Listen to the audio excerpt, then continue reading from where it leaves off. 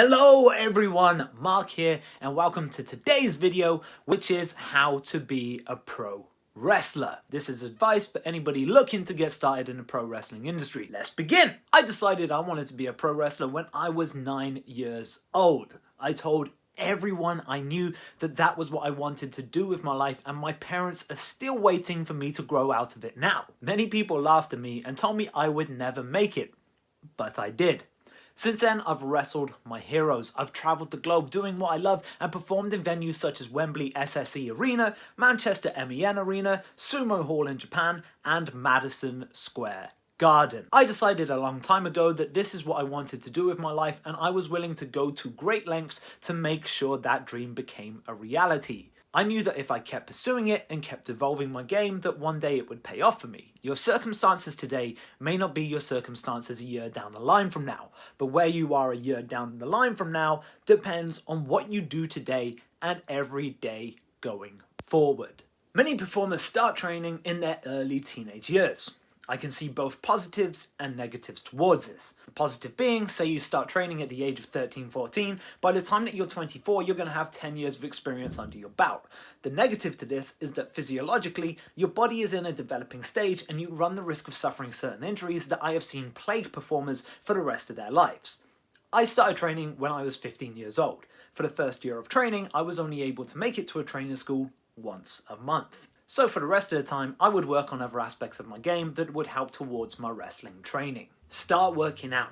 Not everybody needs to look like Superman, but you need to understand that wrestling is a very physically demanding industry.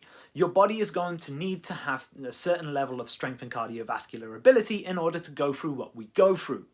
If you can't join a gym, use bodyweight exercises at home. Try the old card workout. Take a deck of cards, give each suit an exercise. Say hearts represent push-ups, clubs represent squats, diamonds represent burpees, and spades represent sit-ups. Shuffle the cards. Each time you pull a card, use the number on said card to represent the amount of reps that you do. Aces can be either 1 or 10. Jacks can be 10, queens can be 11, kings can be 12. You get the point. This can be an easy way to get started with very little equipment. Alternatively, you can reach out to me and I'd be more than happy to put a training plan together for you. Start running. Matches from start to finish involve you moving at different speeds.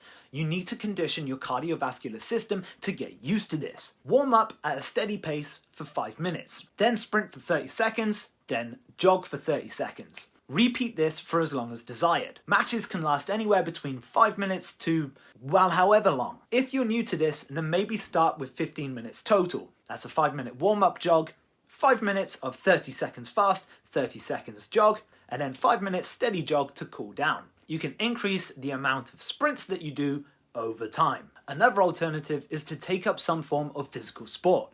You need to condition the body to get used to physicality. I joined my school's rugby team for a couple of years or so. You could also take up a form of martial arts, as this will help teach you certain aspects that can help translate to pro wrestling. Also, try yoga. If you have very little range of motion, you run a greater risk of injury. You can find many yoga workouts on platforms such as YouTube that will help loosen you up, which will help translate when it comes to wrestling. Even having a simple stretch routine that you do every day will help, as well as help you recover from the additional workload of training. Join a drama group. I took drama as a class through my last few years of school and then went to college to pursue a performing arts course because characters are a huge part of the industry. You learn how to position yourself when on stage, which is relevant to wrestling, as particularly if you get into the big leagues, you will be working with certain camera angles, and knowing certain aspects as where best to stand is going to help give you a leg up. It will also help you get used to performing in front of crowds and talking in front of an audience. Learn whatever additional skills that you can that will help towards wrestling.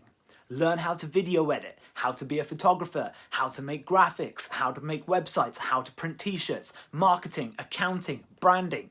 As a wrestler, you are your own brand. You will be deemed as an independent contractor, and it's up to you how you are perceived. So learning about how to create a presence in a very competitive industry is going to help give you an edge. Think outside the box and find things that you are passionate about and then apply them to wrestling. I've since become a personal trainer because fitness is a passion of mine, and I want to one day set up my own training school and help people the best that I can. Now, when choosing a training school, it is important to remind yourself of your values. Are you serious about making it in this industry? How important is this to you? I've had people reach out to me for advice of where to train, but tell me that a training school that's an hour away is too far. If you can't travel an hour or two to help pursue your dream, you are not going to make it.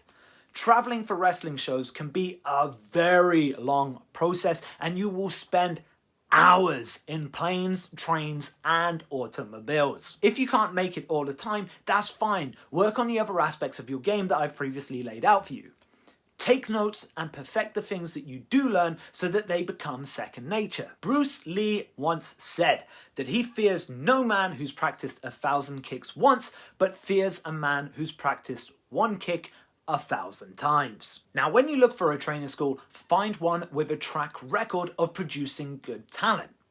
If there's a school 3 hours away that has produced multiple talents, but there's another training school 5 minutes away from you that's produced no one, then make the effort to go the extra mile, even if it means getting there less often. There's obviously an environment there that allows people to thrive. When I turned 18, I moved out of home to a city 2 hours away because there was a training school there that was deemed arguably the best in Europe at that time. There was also a training school 20 minutes from my house. For me, it was a no-brainer because I was serious about my future in this industry and I wanted the best chance that I had of making it, which meant moving closer to where I needed to be in order to succeed. You will always find an excuse not to do something. But are you going to let those excuses outweigh your desires of pursuing something meaningful and fulfilling to you? It will not be easy, but it might just be the leap of faith that you need to take in order for you to get to where you want to be in life. When I first moved out of home, I worked a good handful of dead-end jobs, just making enough money to pay the bills to keep me where I was in order to pursue what it was that I wanted to do.